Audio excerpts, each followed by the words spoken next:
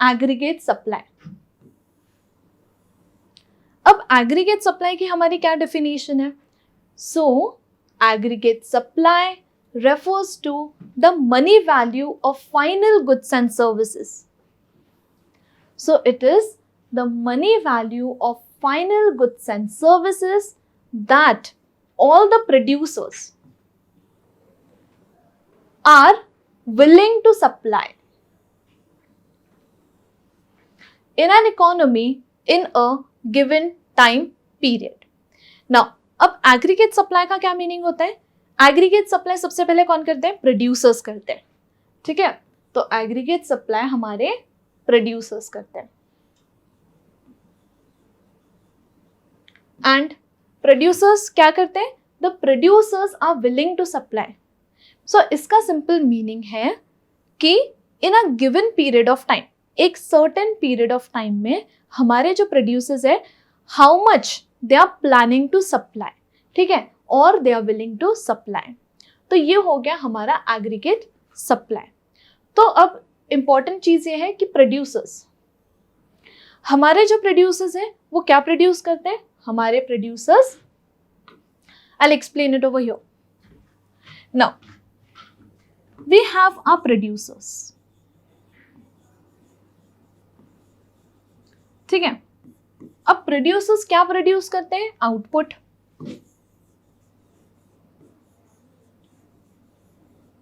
लेकिन जब हम सारे, like when we are talking about all producers, ठीक है, when we are talking about all producers, तो वो क्या होगा?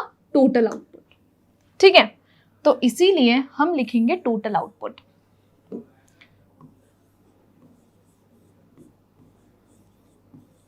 तो हमारे जितने भी प्रोड्यूसर्स हैं वो टोटल आउटपुट प्रोड्यूस करते हैं।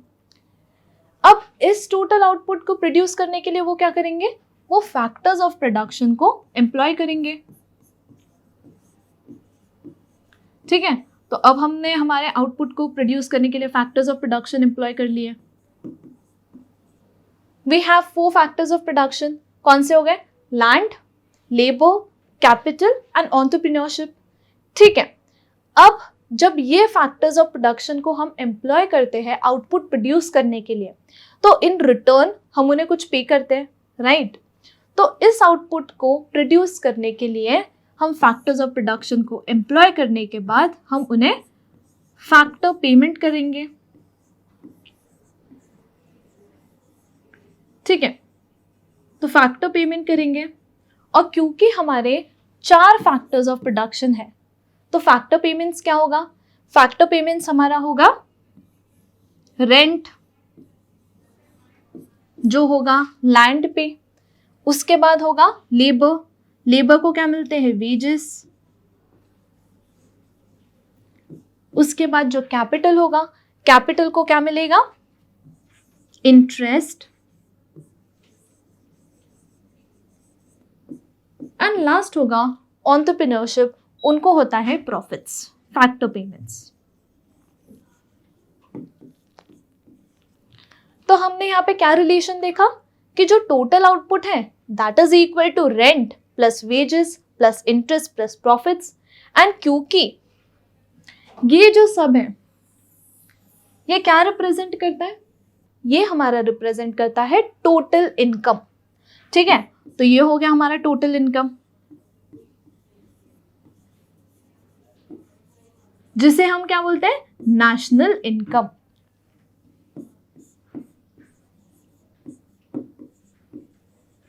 ठीक है।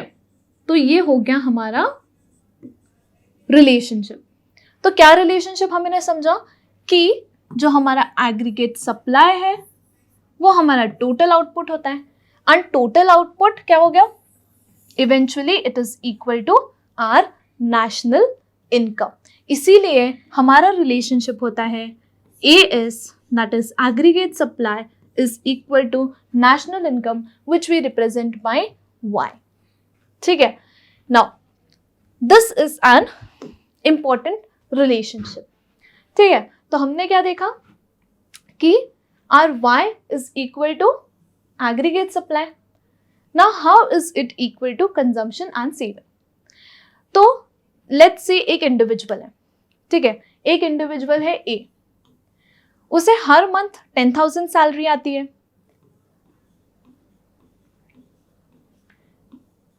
अब अगर कोई भी पर्सन है, उसे जो भी सैलरी आती है वो उससे दो ही चीजें करता है, या तो उसे कंज्यूम करेगा या तो उसे सेव करेगा, राइट?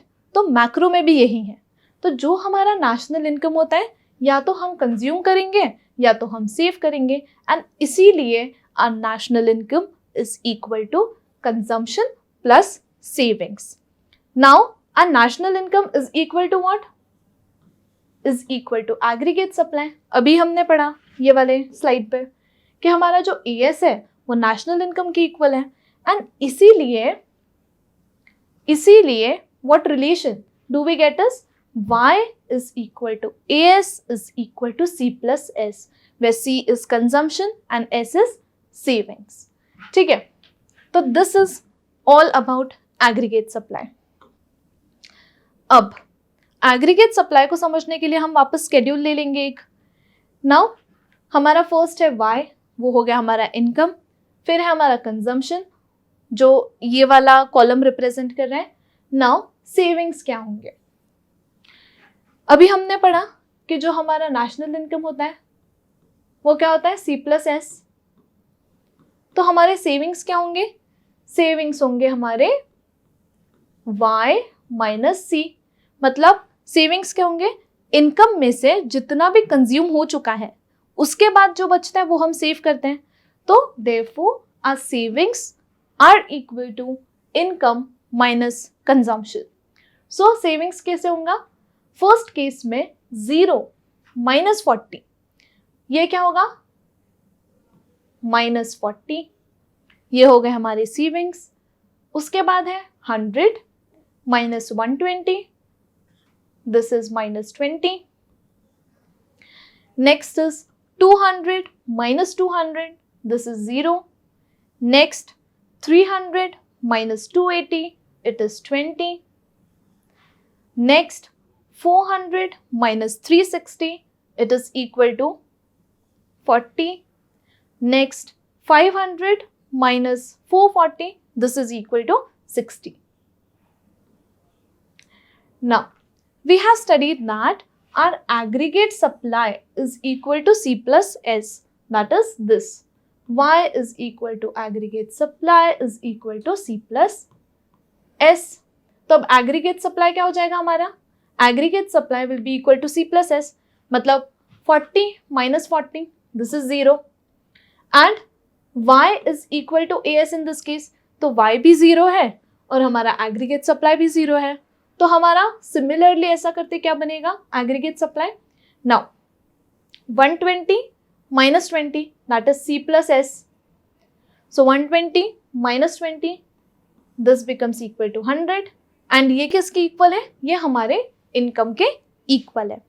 अब नेक्स्ट आएगा 200 plus 0, this is 200, which is equal to a national income 200.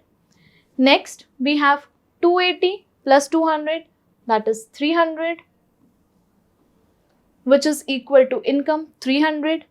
Next 360 plus 40, this is 400, which is equal to income, that is 400. Next we have 440 plus 60, this gives us 500, which is equal to our income 500. We are going to represent aggregate supply diagrammatically. So we have x-axis over here, which again represents our income.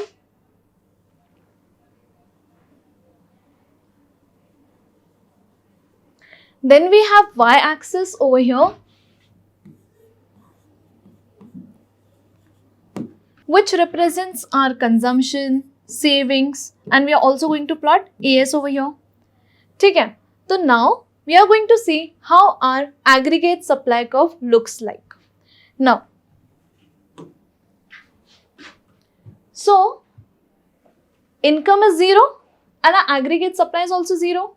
Income is 100, aggregate supply is 100, and similarly income is 500, also our aggregate supply is 500. तो इसका मतलब क्या है? X axis पे we are going to plot income, that is 100, 200, 300, 400, 500. ये हो गया हमारा इनकम. अब इसके बाद दिस इज, यहां पे भी हम 100, 200 प्लॉट करेंगे, 300, 400 and 500. Now, when income is 0, our aggregate supply is also 0. So over here, ठीक है, तो हमारा रिलेशन क्या था? Relationship was this, y is equal to as is equal to c plus s. ठीक है, तो ये हमारा रिलेशनशिप था. नाउ क्योंकि y और as दोनों ही इक्वल है, मतलब जब हमारा इनकम 100 रहेगा तो हमारा एग्रीगेट सप्लाई भी 100 है.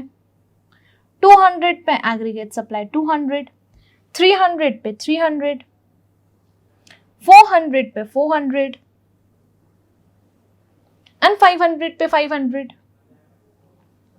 ठीक है, तो हमारा एग्रीगेट सप्लाई कर्व कैसे दिखेगा?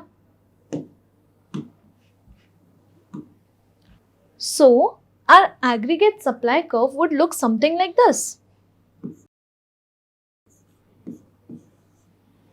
So what we can say about this? It is a straight line from origin, right? And it is making a 45 degrees angle. Now, हमारा ये जो एंगल है वो 45 डिग्रीज क्यों है? क्योंकि हमारा जो इनकम है और हमारा जो एग्रीगेट सप्लाई है वो इक्वल है, एंड इसी के वजह से जो हमारा एग्रीगेट सप्लाई कर्व है it makes a 45 degrees angle with both the axis. ठीक है, ये बहुत इंपॉर्टेंट है. तो इस केस में हमने देखा कि 45 डिग्रीज एंगल बनाते हैं. उसके बाद हमने और एक चीज क्या देखी कि जो एग्रीगेट सप्लाई कर्व है इट स्लोप्स अपवर्ड. ठीक है, अब स्लोप्स अपवर्ड मतलब क्या कि हमारा इनकम बढ़ रहा है एंड हमारा एग्रीगेट सप्लाई भी बढ़ रहा है क्योंकि दोनों इक्वल है. ठीक है, तो income rises 100, 200, 300, 400. So income rises and aggregate supply also rises, and therefore जो हमारा ये एग्रीगेट सप्लाई कर्व है वो है अपवर्ड स्लोपिंग.